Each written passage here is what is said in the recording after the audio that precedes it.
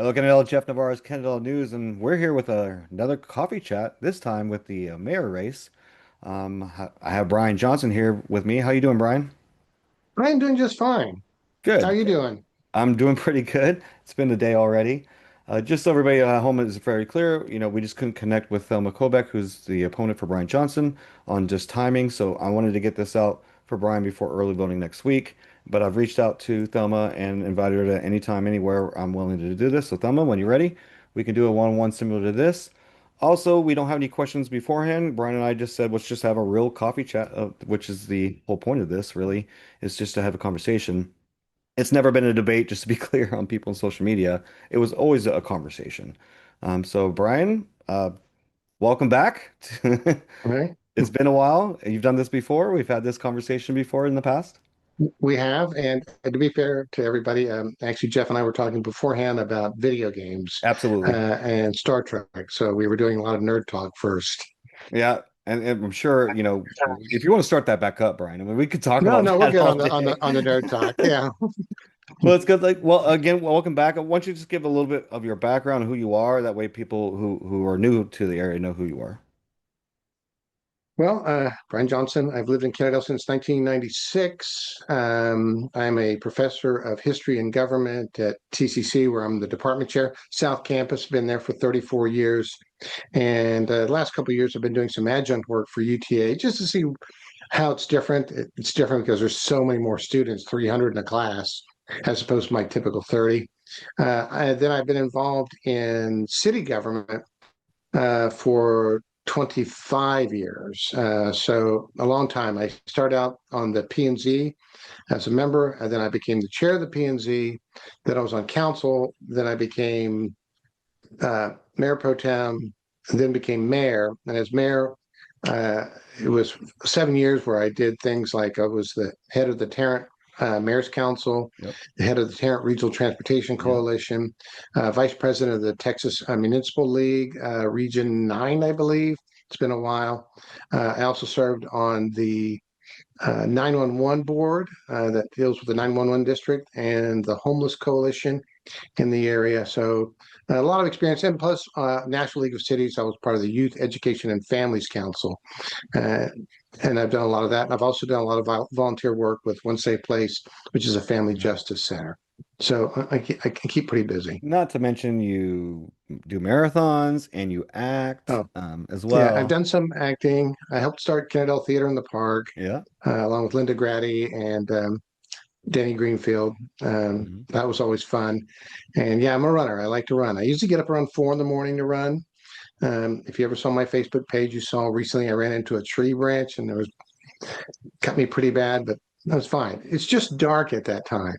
The fun part is when I think I see a cat and it turns out to be a skunk, and I have to run the other way. But yeah, I do like to run. It's something that's fun to do. It's a good time to think, and it's quiet time. Yeah, early too. I know you get up super early and go Well, running I have my by the first class park. is 8 o'clock, Yeah. and I'm usually in my office at 6 a.m. So I've got to get it done early. Okay. So with your experience, obviously you're an overachiever like me, but you've had that living memory or that long memory of where we were and where we're at today. Can you make some comparisons, some parallels of back then when you kind of help start the process and where we're at right now? Yeah, I mean, when we started the process, as you well know, we had several problems, and one of them was uh, we had some legal problems before I got on the council. Mhm. We had a police chief that went to jail. Yep. Uh, that we had other people that were being investigated, and so there was always that cloud of suspicion around Kennedale city government. But I would say compared to then to right now, it's a big world of difference, Hmm. right? I think we might have political differences, but I don't think it's a corruption thing that we saw back in that day. In fact, it was pretty bad, I think. And I think part of that taints people's memories of Kennedale city government. Hmm.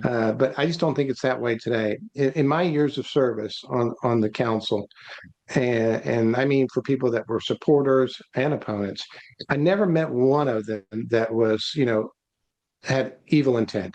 They all We're always thinking, what's best for Kennedale? How can I make Kennedale move forward? We might have disagreed on that path, but it was always in the best of ways. Now, as for sort of the physical thing, we've seen a lot of changes, starting in 2005, and it was occurring right before I got on council, the Yep. repaving or the restructuring of Kennedale Parkway. Hmm. I think that was opened during Jim Norwood's uh, term. And then again, it's been like I think other mayors could tell you, John Clark could tell you. We heard it again last night at the debate is that infrastructure is a problem. And we've been playing catch up for a long, long time, for Yes. 20 years, and it never goes away, as you know, right? Yep.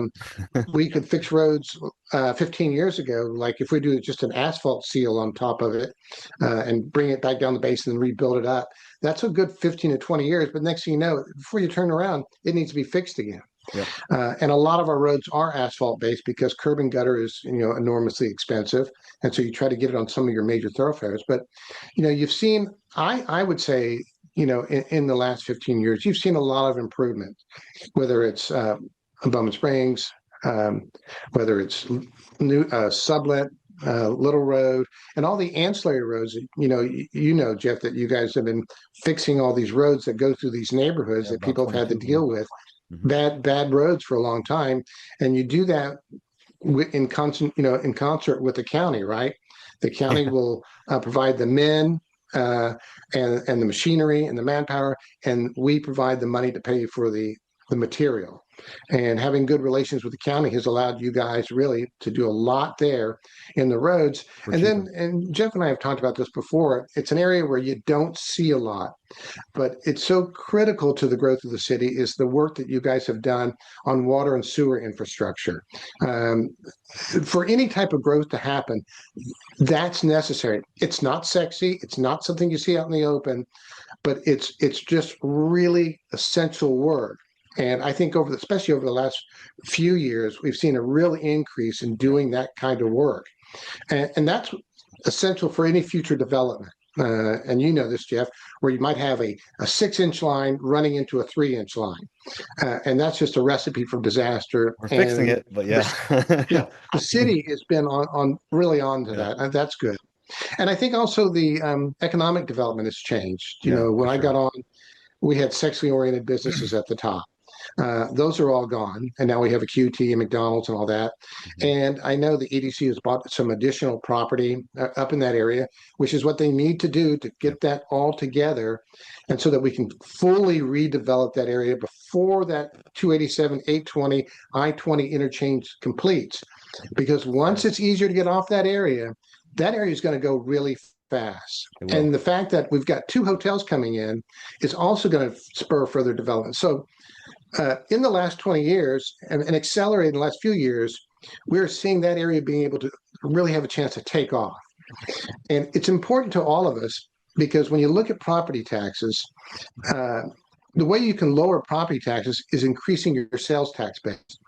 And that's been a goal of every council always. Since And I I think remember. we're on the cusp of being able to do that up there. Yes. And we've seen the town center really take off. That was something that really didn't exist until when I was on council. We had to go down and get the legislature to pass a special district. But you've seen it take off, and having the new Dollar General, and the YMCA down YMCA there is coming. Yep. is huge for the city. It's a really huge event. And then say that we've had some events ever since I've been on council. We've had Bark in the Park, Kidfish, and the Christmas tree lighting. But Mhm. I would say those have really expanded and gone up a notch in the past few years. That they become much Fireworks. more of a Can't get event. any Yeah, better than fireworks. that. Yeah, it's become much more of an event, Yeah. right? That brings out the crowds. And I know some have talked about having more events, and I agree. We could do it. And of course, we have theater in the park, Mhm. something that people can go to and enjoy with their kids a few times a year. And I know that Linda Grady still works on it, and Anastasia's coming up. Blake is doing a great job. Um, you know, I know Blake's going to see this, and I'm afraid I'll just mess up his last name if I do it wrong. So I'm not going to say Blake Strongcheck. I think I got that, but Blake's amazing. Yeah, So he yeah, is. those are some of the big things. And When I first got on council, we'd hired Bob Hart. He had Yeah. sent a letter out to all the council members after about 6 months, after examining the situation. And he had a couple of things I should share with you sometime, Jeff. It's a lot of the things we hear today. And what struck me in that first year, he had said in the letter, overall, you have not governed well. And that was my first year on council. And I took that to heart, no pun intended. And Bob's thing was, you need to be more involved with the county. You need to be more involved with TML. Yep. You have to make those regional connections. And you've done that. I Yes. know you and Kenneth go to all of those events, Everyone. and it's time consuming. You know, you've got to take time off your schedule. But I think that's something that we all need to be able to do is to get involved. And I think that's been a big change starting back then and continuing on today. And a lot of it has to do with, we're a small town, and I've told this story before. When I was living in Arlington High School, this was just the junkyard area. It wasn't until I Yeah, came back to Texas, and I landed in Mansfield, and I came to visit a friend here in Kennedale, and I was like, "There's a town here," and immediately this is where I knew it was going to land. But from that kind of mentality to now, I go to places like Kennedale, like it's yeah, oh, so and so used to work for you. They work for us now. We have some of the best workers, working for us for the last 20 years. And, or, well, they know us, they know you. I've ran into that before. And it's important that we have those connections because there's our tax money out there floating around right, in a bigger pool. And if you don't have those connections and don't tell them, hey, this is what we need, give us some of our tax money back. We can't do bigger projects like the bridge project that's going to cost $40 million. And like we got the railroad to agree for 5%. We can do 5%. Now we're trying to find somebody else to do 90% for us, right. so we can complete that project. And I know that's a project that you've been working on longer than I have. Well, but you look at, like, for example, the bridge on Sublet Road Hmm. that Arlington just finished, which is a fabulous bridge, Beautiful. amazing bridge. Uh, Part of that was at the time, there was a county commissioners meeting. It was me, our county commissioner, and the city manager of Arlington. The county judge says there's 4 million, but you can only have 2 million. And the project could have gone to a Mansfield project or this Arlington project. Well, Arlington was there, Canada was there, but Mansfield was not. And so just being in that room allowed at least me to advocate and get Arlington to agree to get the money for their project. And that $2 million was the seed money to get that bridge done in terms of the engineering. And that's what we're talking about is being involved, right? Yep. It took them a while to get it done because that bridge, the cost was $10 million for about 700 feet of road. And of course, it does include the bridge. But it was necessary, but it was in Arlington, but it was necessary to the safety of our residents. And so making the connections, like you said, is absolutely what we have to do. Hmm. And I'll say this too, is that everything we've done, and I know everything that I did when I was on council working with everybody I did, Kelly Turner, David Green, John Clark, Frank Fernandez, all those people, was built upon what previous councils had done. Sure. Like we got rid of the sexually oriented businesses mainly because a council in the 1990s decided that they would swap an old fire truck with Forest Hill for their ETJ, which was all in, and they did. So we had the opportunity to control the land, and then we had Jim Norwood putting some pressure on there, and then suddenly that led to the ability of trying to get them finally out. And a lot of credit goes to John Clark on that because he was saying we got to have finality. And I didn't know John at the time, but he's a lawyer. You know how lawyers I are. do No know offense to John. lawyers, but so we build upon that. And so Town Center has been built on other things. Sonora Park, Town Center Park, all these things are built upon. And we built on the past. I know you built on the past. We're Mhm. all on this same path, and we're always improving what the people did before us. Sure. Right? That's what we do. And I was going to bring up to some of your earlier thoughts, like with the development side, like with the road works and things like that. A lot of that is because we grew in spurts and in different Right. areas, like some of the road work, and especially, let me tell you about the sewer. There's a meeting tonight, Mhm. for example, over on a sewer project to tell everybody that we're going to move and close the sewer. It's underneath this guy's pool. How did it get there? Like nobody. And so it's those kind of patchworks that Kendall's always Right. done. But because we were a small town, we just weren't in the position to do it. by the book, basically. And so a lot of that's patchwork, and we're trying to fix it. And then some of it too is, you guys kind of implemented the future land use and just that kind of mentality into government to push things forward. And so we didn't really have that benefit before. It was just the vision of let's get bigger. And then we started putting it to paper so we can move it forward. And that's, I think, is what's mobilizing the whole thing was keeping it because it's never really changed, just slightly here or there over the last 2 decades that I've been involved.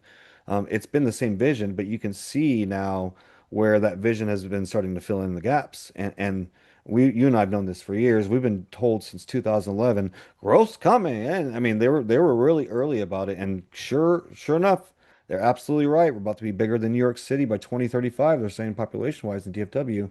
Not to mention the largest development in the United States on the west side of Fort Worth is starting, and Yeah, so it's coming. And I know people understand that we're in the best spot in DFW, just yeah, by the freeways perfect location. with the freeways coming. It's literally 30 minutes in any direction for anything you need. And we're also one of the few left with large plots of lands that's not Yeah, unincorporated, although those last ones are going out right now. But like you said, buying up all that land, the EDC on the front end, that wasn't even a vision of mine just 3 years ago when I started. Mine was more on development on the south side. But quickly in the last year and a half, as EDC was picking up land just randomly, like, yeah, we'll take it. And then the bridge project come, they started renting property. Then the focus now has been, you know what? Everybody wants to keep the small town, which I'm 100% on board. Um, Let's do the developments that are coming, push them out there like Arlington did to us on our corners. Maybe we can draw Forest Hill people over to shop in Kennedale and get that tax entity over there. And then all that new right. fancy stuff that's coming that people are building because that's what supply and demand is on our edges on both sides. And future side down where Mansfield's going to start developing on our borders down there by the racetracks. And so I think there's a good compromise there. If we just shift, we can keep the feel, we can keep the momentum. I barely go out in public without somebody I know or somebody knows of me. And that's why we're all here. Like I get the phone call, your daughter's driving too fast down the street. That's why we live here.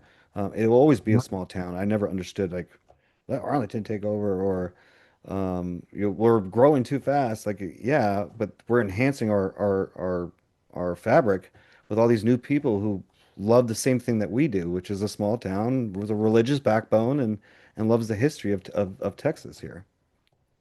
Yeah, and I think, you know, what the job that the city council has to do, and it's been true for other city councils as well in this area, is that like for Mansfield, and they had their own challenges, no doubt about it, but there was a lot of open field there. And so it's development. In Kennedale, your challenge is it's redevelopment.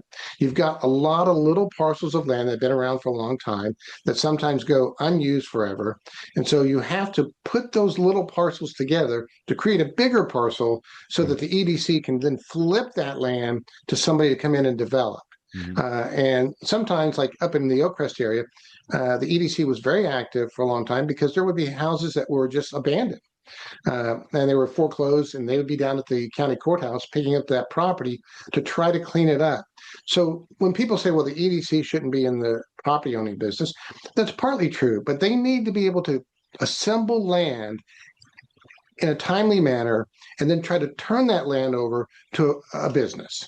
Yeah. A lot of people don't realize the oldest property that EDC had in the books just got sold, and that's over there on the corner of the Parkway and Bowman Springs. And that was bought by Mr. Pennington, who's a great developer. But that land, because it was so weird, it was that sliver of Right. land. It's just hard to develop. And even now, why he hasn't started is he needs every inch of that, and that's what he's trying to get out of it. Well, and And we see that with a lot of areas that might want to develop, and some of them just may not be even developable because they're just. If you look on the map, you can see all these little angled pieces of property that go Mhm. here and there, and sometimes that's just going to be the way it is. Yeah. Or you have to try to be very creative to get it, but sometimes it's just not going to go anywhere. And that's the problem with redevelopment. And you know this too. Redevelopment also includes a possible cleanup, right? If you pick up someplace like a salvage yard, it's possible that you may have to do some cleanup there. So it's not as cut and dry as some people think. It's very complicated And when the council and the EDC is making decisions, they're having to look very detail oriented about what they're doing and how they're going about to get this done. So, for me, I know something about that, but I'm not in the room when they're having those discussions, but I know what those discussions are probably about. They're not willy-nilly, let's just go do this. There's a lot of back and forth going on. There's a lot of questions being asked about what the problems or what are the possible benefits of doing that. Because none of this happens that quickly. It's very much debated and discussed. Always has been. For me, and I've been saying this for a couple of years. We're in a golden era for Kennedale. Like it's the sweet spot that's always been discussed by previous councils, mostly the ones that you directed, to where we need to be to get to be. It's finally happening now. All golden ages will come to an end, and I understand that. But for right now, we need to ride that wave. And it's I've been a pro growth guy, but I've always said you can't stand in front of a tsunami and expect to hold it back, but we can build jetties and direct that water or that energy where we want to. And that takes, public discussion like we've always had. I think the city's always been very good about getting I think input from so. everybody. And if you look at and we did one recently, public input. If you look at all the ones we've done since, let's say, 2005, it's been the same thing. In fact, some of these have gotten more support over the years, maybe as things have been knocked off, like parks are updated, for example. So parks are down a little bit down on the list. Besides the pickleball court, trust me, guys, we hear you. We're working on it. Look, But I hassle our PE teacher. I tell him pickleball is not a sport. So I know that's going to get me in trouble with some people because it's not fast enough to be tennis and it's too large to be ping pong. I mean, But it's Pokemon the Go fastest or growing sport. pickleball. I mean, same Yeah, thing, right? but I agree. If you have to have smart growth, otherwise, what you're going to be is you're going to be an island of poverty in a sea of prosperity around you. But it's got to be smart. It's got to be well thought out. And I know that the process going through the P&Z, getting staff review at the P&Z level, there's a public hearing. Then at the city level, there's a public hearing. And these things take months often. You guys already know what's coming through the pipeline. There's been work studies, work sessions that you cover it. It's not something that happens almost immediately. No, even pre-discussions, like I ran into somebody on the county level just the other day, this week, and it was discussions of something possible in the future. So not even 3 years or 5 years down the road, but even after that. And I think actually that's a good segue to what I wanted to talk about next, which is vision. There's been something about, like, not having a vision for as a leader. For me, and I'll let you put your 2 cents on it about how important it is to have a vision as a leader. I did like a TML online course, and it was a really good one. So much I remember it. It was leadership versus management, right? And the difference between Right. leadership and management is leadership comes up with a vision, management enacts that vision. And I've kept Right. that. I took that really on my first year, within a couple of months of me starting on council. I took that to heart. I keep that with me. I think that's brilliant. But I think it's important to have vision. What are your thoughts about leadership and vision? Well, I'm a student of the John Carver School of Policy Governance, and it goes along with that idea that as council members, we don't run the city. It's not our job to be going down and telling the fire chief what to do. Yeah. It's not our job as an individual council member to go tell the city manager what to do. The council speaks as a whole, right? It's one voice when it comes to directing the city manager. Um, but I've always felt, and I've heard this before, what's your vision? And it's never really Brian Johnson's vision because we created a vision with with the input of the citizens. You guys just redid that 18 months ago, Yep. We're going right? to do it again And too. Update it. yeah, you'll do it again. I mean, you should do it every 3 to 5 years. Yeah. Is Small typical. updates So every 3 and the big ones every 5. I think that's where we landed. yeah, you do something like that. And so once the citizens have agreed upon that vision, then it's up to us to implement that vision by enacting policies, making sure that the city manager is doing it, because that's what's listening to the citizens is about, right? Yeah. Is that we get that citizen input, and then our job is to, okay, this is what the citizens want us to do. Let's go that route. And now sometimes that's a problem. I mean, you've seen this before.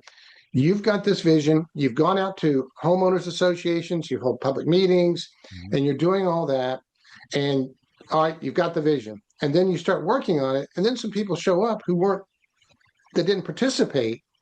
in any of that process for a variety of reasons, and they don't want you to do it. So now you're torn between the people that showed up at the meeting that might oppose it, and also all the people that attended the whole process of creating the vision and balancing those two out. Mhm. So if you just listen to the people that were in the meeting, then you're ignoring the people that participated in your whole process at the HOAs and public hall meetings and trying to create that vision.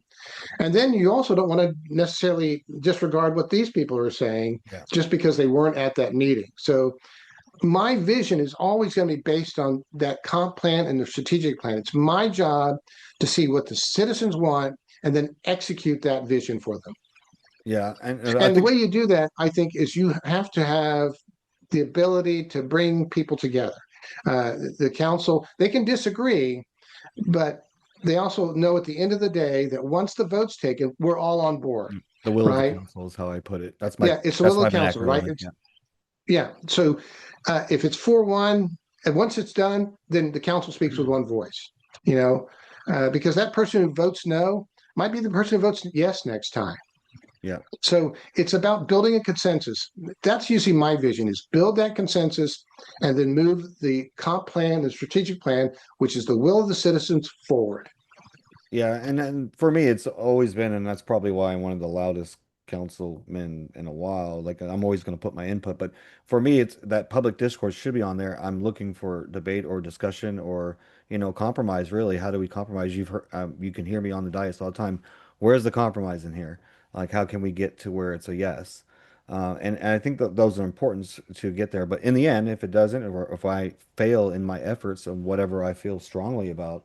For example, the battery place, I've voted on that yes no twice, but if I didn't convince my fellow council, that's on me. I'll try better next time, or I should have done a little bit more preliminary, or instead of choosing an ally to make sure that I had the vote, go talk to somebody who I thought would be opposition, so I can have that one-on-one discourse because you can't Right. bring in three.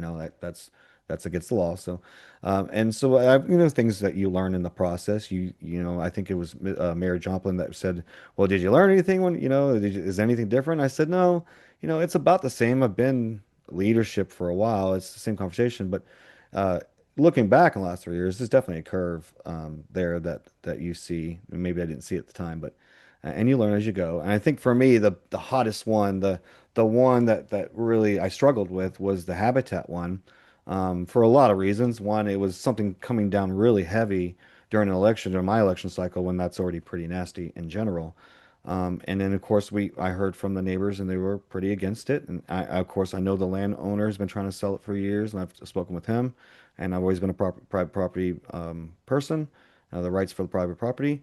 But at the same time, and I said this on the diocese, it was about 50-50. I had people stopping me on this, and people I've never even seen before, and was like, "Hey, I'm for this, and here's why."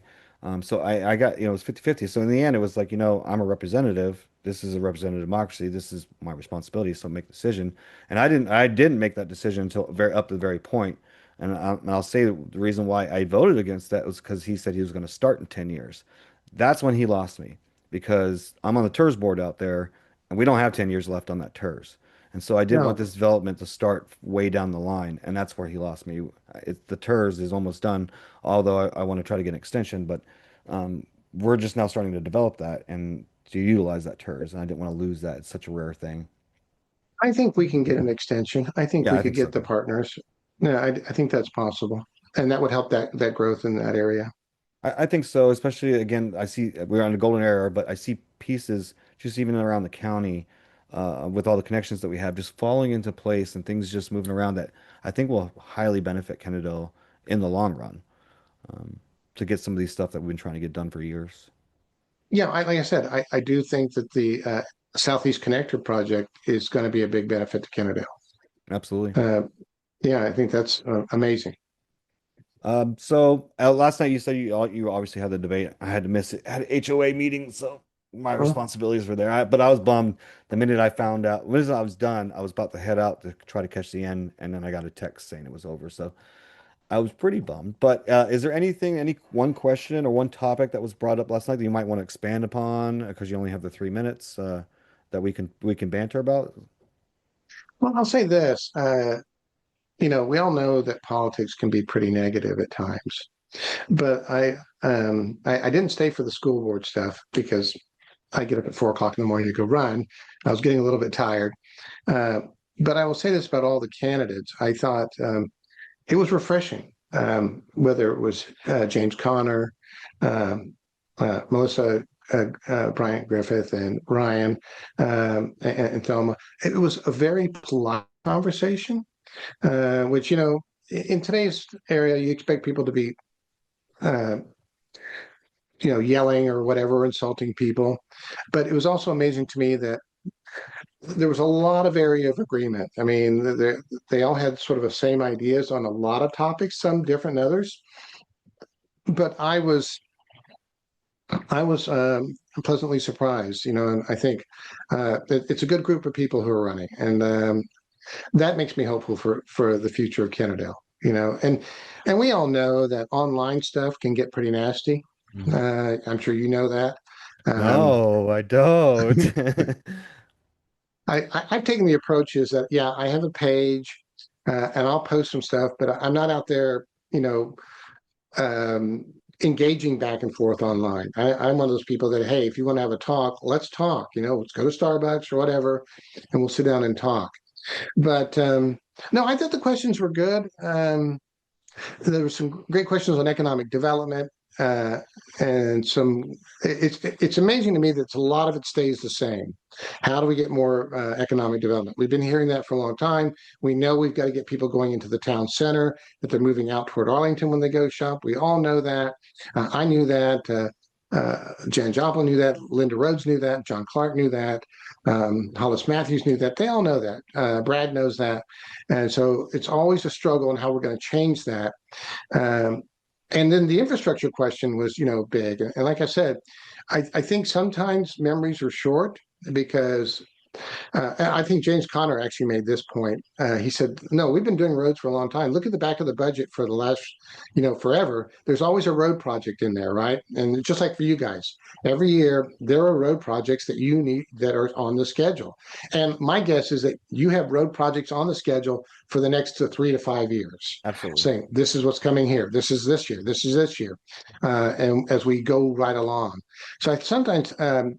Think that that memory's short because I look back at the Parkway, like I said, uh, Dick Price Road, although that really needs to be curb and gutter, I think, with sidewalks at some Everything point. new should be sidewalks from here on out. Yeah, My idea absolutely. is It to needs to be a rule. not only for bikes, which we do have a lot of bikers here, walkability and handicap accessibility, but for me, golf carts. I mean, we are perfect for a golf cart community. I'm starting to see a lot of those. And it's getting more popular, and we have a golf cart salesman right here. And so the council in the last couple of years have made it really clear to the city if we're going to do new roads, make sure the sidewalk is wide enough to accommodate that, something like that, and do Yeah, sidewalk. and I think that the whole sidewalk, and of course, like I said, I think one of the more interesting roads that we did was the uh, Sublet and Little Road, Mhm. because one of the things you have to be on council is you got to be fairly open-minded. So when they first approach us about roundabouts, I think the first reaction to anybody hears roundabouts, the next thing they're thinking is European vacation Yeah, or these huge roundabouts somewhere. that's funny. I think of But that. I think European vacation. yeah, That's immediately like that's they funny that can't you get said off the roundabout. that. But I think having the roundabouts really ended a lot of the traffic jam by the high Oh, school. for sure. Yeah, and even that whole road design is interesting to me because the road is designed to it has the little curves here and there, and those are all designed to make people drive a little bit slower because it looks like the road is waving. It also makes the road look narrower than it actually is. So I think that's an interesting what I learned from the traffic engineers. And then of course the roundabouts are a safer way of doing things than stop signs or stoplights because stoplights and stop signs, if there's an accident, it's going to T-bone. Yep. Roundabouts, everybody's moving this way. You get a It's a side. more of a glancing Yeah. blow. And so I thought that was interesting. And you're seeing more of that around the Metroplex, more and more roundabouts. But I actually, I had to really sort of rethink my idea of road construction after seeing a lot of that. And I think having the tree line boulevards has been really nice. Yes. And I think most people like the roundabouts, except for the people who haven't learned to use them yet. And some people go, look, it's not a People stop sign, stop. it's a yield sign. And they They're like, still why are you stop. stopping? Go. And I really like the one our youth advisory council designed right there at Wildcat Way. Hmm, You know, that that is was a nice one. lot of people that was there. Tim Brashowski, I know you know Tim, was one Yeah. of them. Uh, and having the Wildcat there is really nice. Yeah. So I think, one of the The things that we second didn't get to Wildcat, by the really, way, the first one got yeah, the stolen. second Wildcat, because the other one did not look like a Wildcat. I was there and I go, that is not a Wildcat, Bob.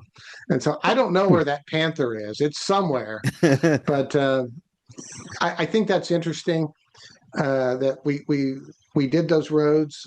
And back to your point, those roads were done in cooperation with the county. Yep. The county That's paid half of those roads. And, there was some talk about making those 4-lane roads. That becomes a speedway. mhm. That traffic moves just fine on those roads with no problem. And I think, more about parks. When I first got on council, we had one park, Sonora Park. That was it. Mhm. And then we did Rogers Farm Park. And then City Council, in cooperation again with the EDC, helped create the Town Center Park. Mhm. And the Town Center Park has been great. Yes. It's a Very great place popular. to hold events. We added the library, so um, that's amazing. So I think some of that infrastructure talk needs to be remembering that a lot of it's been building over a long period of time, and it just keeps getting better. Yeah. That's the thing; it just keeps getting better. Do we have ways to go on the infrastructure? Obviously, but it gets better every year. It gets better. But there's Absolutely. more work to do. And a lot of that, when I look at it and I look back, and it was a lot, good city managers get these things done, right? We had Bob, who was great. We had Daryl. We got people to do those things, and then it takes good leaders. I mean, I'll point out a couple. John Clark, for one. When you think about John Clark helped write the charter. Yeah. Still Help, does help charter amend it. amendments, right? Yeah. Yeah. Yeah. As for my first choice. Uh, Mayor, Yep. right? School board president, Yep. right? There's somebody that a lot of people may not know, but tremendous difference. Kelly Turner, from the Turner family, and Kelly. He's Yeah. now, I think he's on the BOA. Yep. There's a guy that's made a huge difference. And I always argue that a lot of people don't know David Green, but they should know David Green.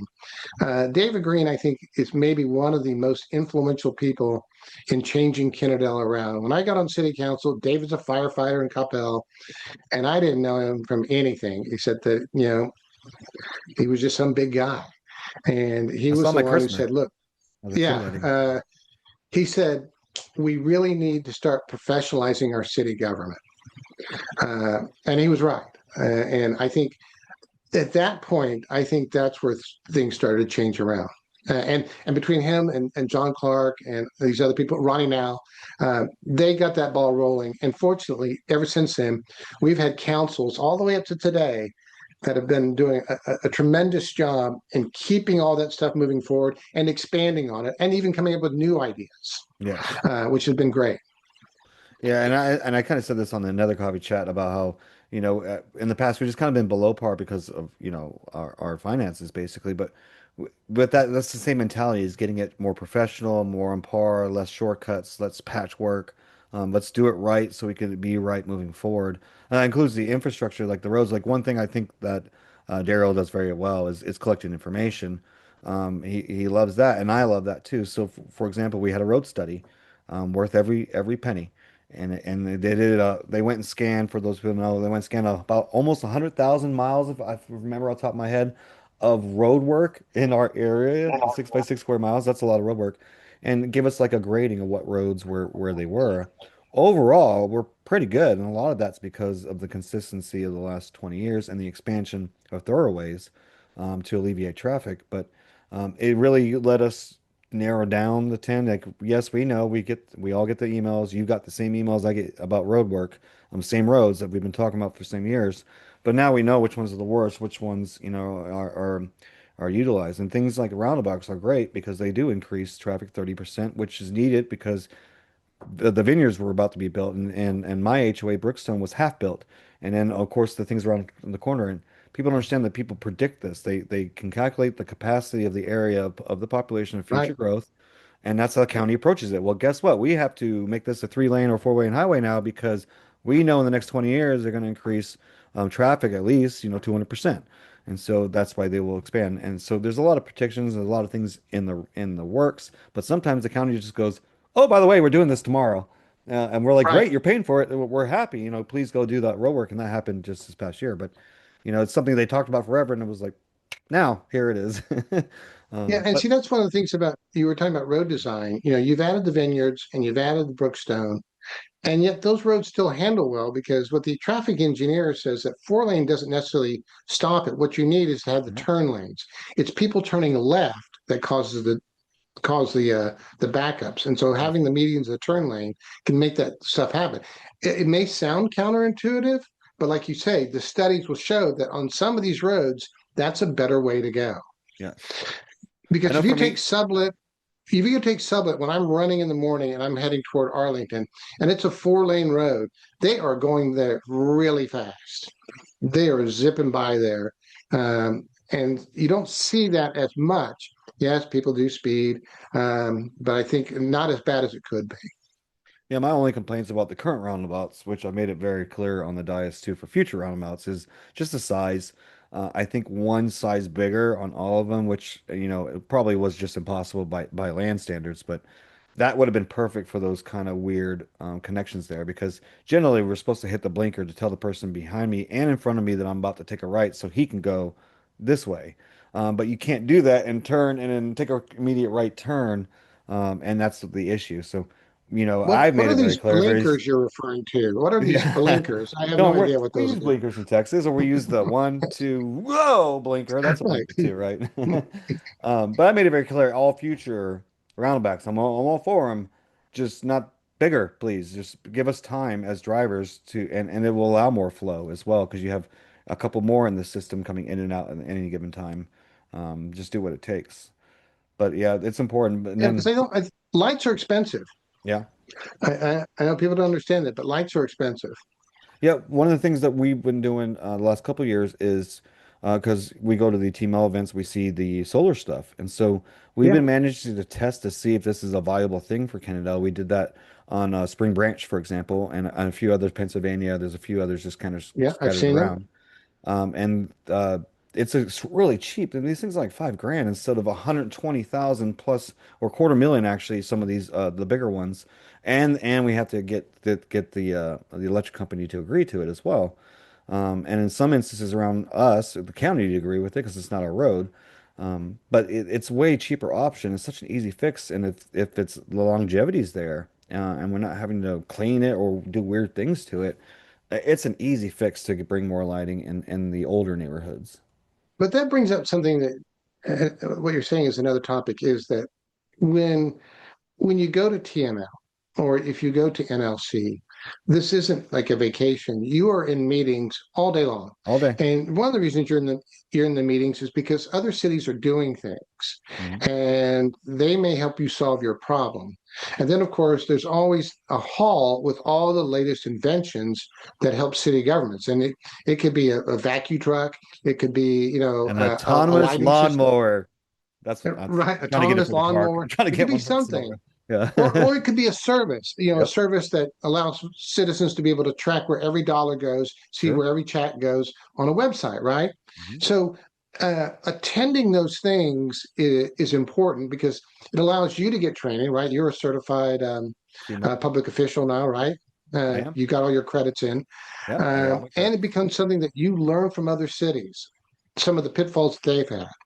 And so there's been a lot of things that, when we have a problem, we don't have to reinvent the wheel because we know other cities have done it. And we go, okay, let's see if that works for us. Can we adapt that here? And we Absolutely. do a lot of that. Well, And I think there's a move on too, is that, if you, this is one of my pet peeves, if you go um, Wildcat Way, it's a canyon. It's a canyon on the side of brick walls that people eventually run into. If you go down a little bit further where Brookstone is, and on the other side is the vineyards, one side you got a brick wall, but the other side you build a small berm and you planted landscaping on it, it becomes green. And the landscaping is in the charge of the HOA, and that's held up pretty well when you look at that landscaping. mhm. So those are two different ways. You can do the masonry wall, which is fine, or you can berm it They can have a wood fence behind it, but you don't see the wood fence very much because now you've landscaped the whole thing. I saw that happening in Boise, Idaho. And I said, what a different approach to just having a masonry wall that may eventually fall down. As long as it's maintained, it actually looks pretty nice. So those are two, there's an option that I had never thought of. You know, it was always masonry wall, both sides, create the canyon. But there are better ways to do it I think it was in some you. cases. I think it was you who taught me this. It was like once you kind of get involved, you start your mind switches. So you go visit a city in Texas and you're like, "Oh, how did they Right, do their parks and how did they do their roads?" And I was like, "Yeah, actually I do that." So every time I go to a city anywhere, I'm like, "Oh, that would be cool if we did it that way," or that's why we did it this way." right. It And, fundamentally changes the way you see a city, yeah, it right? does. You start walking through there and you start going, do they have a sign Yeah. ordinance? What is going on with this, right? I'm like, well, if And they do this in the next 5 years, I have right. a vision for It's just them. yeah, it's like anybody who's maybe an artist or anything else, and they go somewhere, they look at things a little bit different Yep. because you get so involved in city government and the nuance that these people do. Mhm. Uh, I'm always impressed. We'll never be able to do it here. Only the legislature would allow us to do it. But in Oklahoma City, they have the MAPS program, and what they do in Oklahoma City is the legislature authorized the city to do a 1 cent sales tax. Now, what they do it goes to the voters. They list the projects that they want to do. Voters get to pick the projects they want, and they can vote yes or no. If they vote yes, then the 1 cent sales tax goes into effect. They build those projects and they get them done pretty quickly. And then when they're done with it, the 1 cent sales tax goes away. And then they can go back to the voters and say, okay, now what we're going to try, we want to know, do you want us to build sidewalks in these old neighborhoods? Do you want us to rebuild this school? Do you want us to build this bike path along the river? And voters can say yes or no to that. And oddly enough, voters say yes to a lot of that because they at least know where their tax dollars going Yep. and they can see that there's a real benefit to doing it. So if you go down to Oklahoma City and look at what they've done down there, it's been pretty remarkable. So much so they're hosting part of the Olympics. Yep. They're doing the rowing and the kayaking Yep. in Oklahoma City, which to me is amazing. I I like know that kind of thinking. one of my favorite TML things to go do throughout the day. You can pick ethics, like you said, different classes, different speakers, to get different credits. But my favorite one is the Small Cities Roundtable. I've done that 2 years in a row now. And I'm just as loud as I am there as I am here. I'll make sure people hear me. And so it's been enjoyable to talk to other cities. I've talked from all over Texas. It's reaffirmed a couple things for me. One, we're not the only ones that are having, Right. internal issues, for example, political things. We're not the only one having conversations about growth or no growth. We're not the only one with water issues. Everybody's having the same issues as us. In my opinion, we're farther ahead. So it's been a good like mentorship back and forth between coming up with ideas. I met with somebody who had a small city just north of Wichita Falls. They're right on the border, and I said, it'd be really cool if they had like a baseball game with the city across from Oklahoma and make it like a little rivalry, fun local thing. Mhm. And that's something that they're going to enact now, just to encourage community activity kind of thing.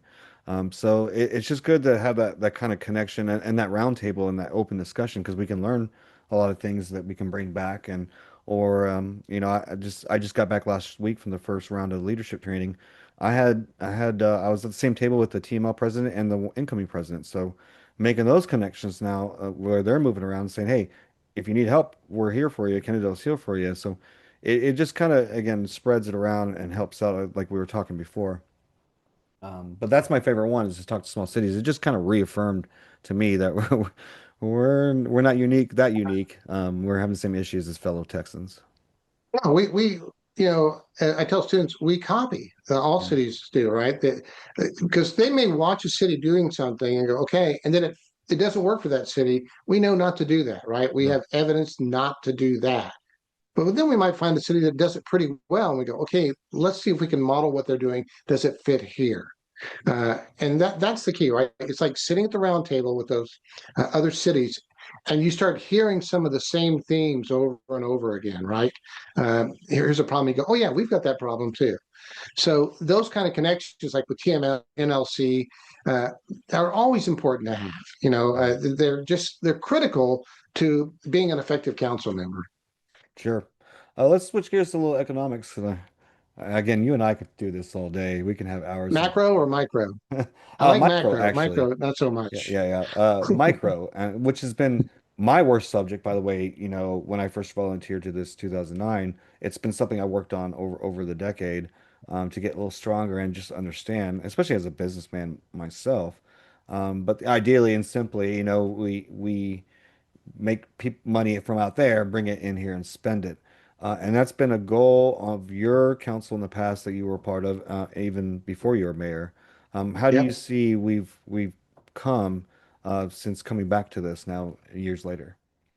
Oh, I think we've made big progress, right? I think so. I mean, I think a lot of it started with town center and the redevelopment of getting rid of the strip centers, the SOBs. Mhm. But now we're seeing the town center really growing out, right? More businesses are coming in there. In the last couple of years, it's really taken off. The Adelaide Pennington plot, right, is going to be another area where it's going to take off. The two hotels that are coming in that you guys have brought in, and I think one of those hotels has been in the works for a decade, Oh but it's yeah, finally, yeah, yeah. it's finally coming through. The other one was And quick, then but the the other work, one's been a decade for sure. yeah, it's been going on, and that other one's coming in mainly because of the connection going on with the Southeast Connector, the rebuilding. Changes That's everything around great, here. Yeah. and I think what even more so when I'm looking at what's going on up at uh, what you guys are doing up in the Oakcrest area and getting that redeveloped is critical of what we're doing here. And I think that even some of the plots along the parkway that have been redeveloped, bringing in Beard's Towing, which has an amazing operation going on back there, absolutely amazing what they do at that place, is a nice feather in the cap. And if you ever get a chance to tour Speed Fabcrete, you probably have. I have. Amazing place. Yep, And so it we've is. seen a lot of new businesses come in, and not just any business, right? Because a lot of these businesses bring well-paying jobs. Mhm. And that's important because if we can get people with well-paying jobs, they're going to live in Kennedale and they'll shop in Kennedale. And so, the fence company, the Beards Towing, are pretty good paying jobs. Speed Fab, pretty good paying job. So I think we've made a lot of progress in that area.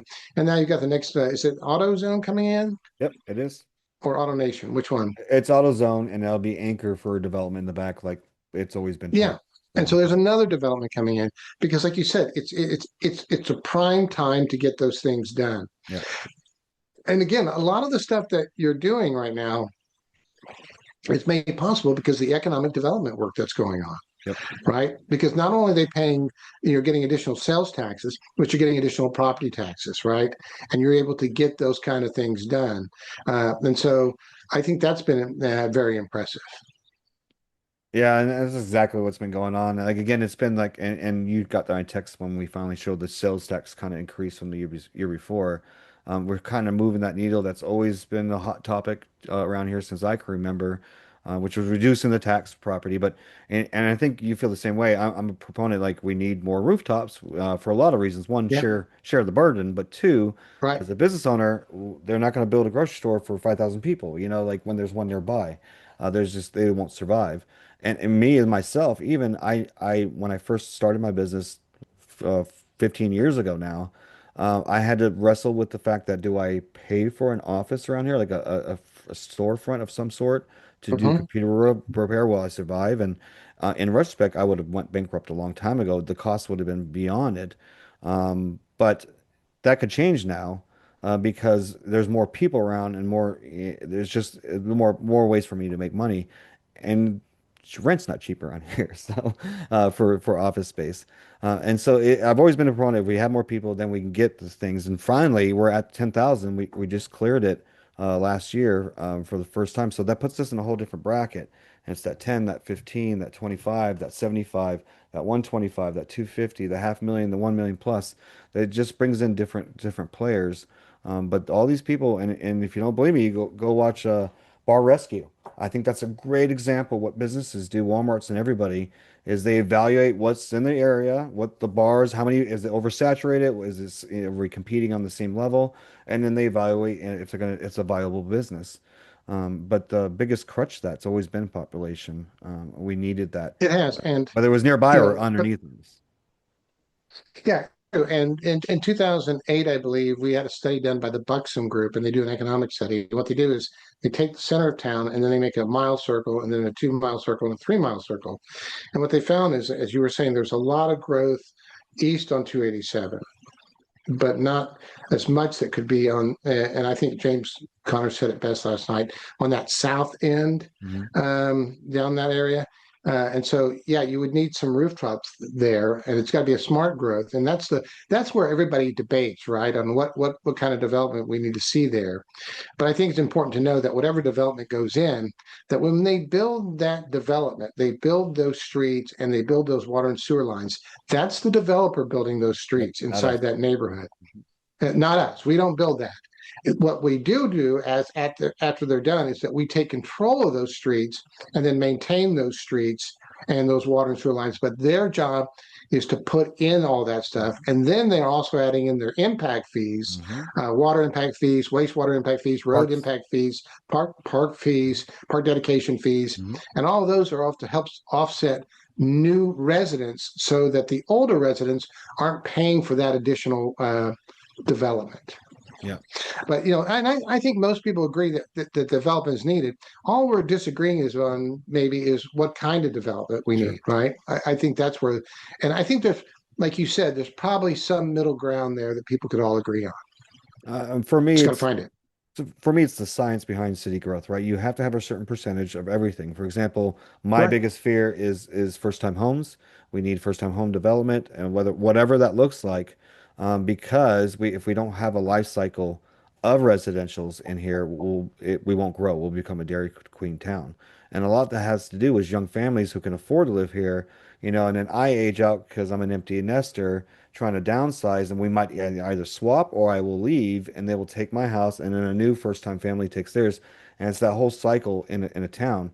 And some of the cities that I've talked to, just in the DFW area, in mid cities, and west side of Dallas County, they're 56%, 55 plus. That's a scary place to be, and like things like Carrollton and things like that.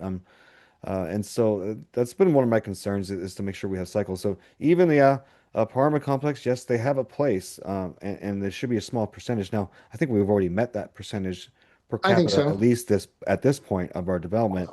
Yeah. But they're needed. We still need those. Yeah, I think that, if you're looking for any multifamily, and I don't know if we need more, I would probably look at the Oak Crest neighborhood. Yeah. That would be a prime area up toward I-20. Like I said, stick it That would on the be edge of town like Arlington does to us. That's the Yeah, plan. Yeah. well, I think there's nothing wrong with that if we were looking at it, but I tend to look at that area as more for, commercial if Right. possible. But I agree. I mean, there's a point when you talk about housing, is that you would like to feel that teachers could afford a house in Kennedale. Yep. Kennedale ISD teachers can buy a house in Kennedale and be part of the community. Our police officers, our firefighters, right? City staffers, you want them to feel like I work in Kennedale and I live in Kennedale. Yep. This is my home, and they're invested in, right? And I think that's important. But I mean, the question is, what's a starter home, right? When they built Magnolia Hill, they advertised those as starter homes, and they were 350 to 350. 400,000. Yep. I guess that's a starter home today. I guess, Well, I but think that's one thing that Texas has been dealing with, even on the state level, which I'm really, really, really mad about what they've been doing to the cities on that level. But what they're trying to address is that what does that look like nowadays? Because the drive is these multifamilies, for example, like a lot of people are just moving here fast. That's what they wanted. That's just what they wanted. They're coming from New York, they're coming right, from Chicago, they're coming from California. It was supply and demand. And it was just a bad mesh with the rest of us who want property. I want a decent backyard and a decent front yard and good neighbors. So it's been that identity crisis, but that's what's, again, the city has no control over that other than here's our future land use, here's our restrictions on our zones. But the state of Texas is trying to redefine that. And for me, things like they're trying to say tiny homes, which you and I have seen those. There's just no way that's a beginner home. But even trailers are coming back, trailer park kind of things are coming back. We're doing a new development on the sand pits, for example, on the edge of town, with 400 plots out there. But I know a lot of families who are buying their first time home. That's what they're getting approved for is that kind of price. And it's not like they're bad, but everybody's concern is that everything will become bad. Apartment complex, they get cheap later on, the 30-year kind of bind. Or rentals, if you do like duplexes and stuff, become rentals. But even our homes, over by Delaney, for example, a lot of those are in redevelopment. Because they're so old, they're from 60s, 70s, 80s, and some of them. And so they get bad too, just as much as anything else. But that's the life cycle. When they get bad, somebody buys it and wipes it off the face of the planet, or fixes it up and resells it. That's just the life cycle with anything. Same with apartments. They get so bad, they'll depress it. They'll take it over. The land's worth more than the value of the apartments. Rebuild something even better, and that's just the life cycle of cities. My only objection to that is saying that something from the 60s is really old. That sort of gets me right Oh, there. just remember, like, I became a young man in the late 20th century. Let's let that one sink in for you. Okay, good, good to know. Thank you for that. I That one always appreciate it. hurts me when they say, I'm like, oh, oh. Now, you know what? It always hurts me is that, like my students, they don't know uh, 9/11. Mhm. They're 18, so they're born in 2008. Yeah, that's crazy. Um, yeah, and And you I and I know that time remember just the goes Cold on. War days. Like That's right. They don't remember I that. lived in Stuttgart, Yeah, Germany during the prime of the Cold War as a right. They young don't kid. remember Reagan. They don't remember any of that stuff. Mhm. It's just not in their time frame. Yeah. And that's my bias because I teach history too. But yeah, it's always interesting. Well, Jeff, I'm afraid I'm going to have to go. All right, sounds good. I Yeah, appreciate the I've chat. got I'm doing the presentation tonight at the Historical Society about the beginnings of city government. Hmm. So we're going back to the 1700s and the 1800s to talk about those kind of issues. And then we're going to move on to a lot of things about different forms of city government. Um, I look forward to it. and I haven't finished my slides yet. Okay, I'll give you the time. But I appreciate you giving me the time. I just want to make sure that I get Just the message out edit there. that part out that I haven't completed the slides yet. But there you have it, Kennedale. Brian Johnson is running for mayor. Hope again, Thelma, if you want a one-on-one, we'll just have a chat just like we did now, just to have different discussions, different topics, and see where the conversation goes. But for now, get out and vote, guys. By the time you see this, early voting will be just a couple days away. I should get this out over the weekend, so on Monday is early voting, and of course, the first Saturday of May will be the voting day. So make sure you get out and vote.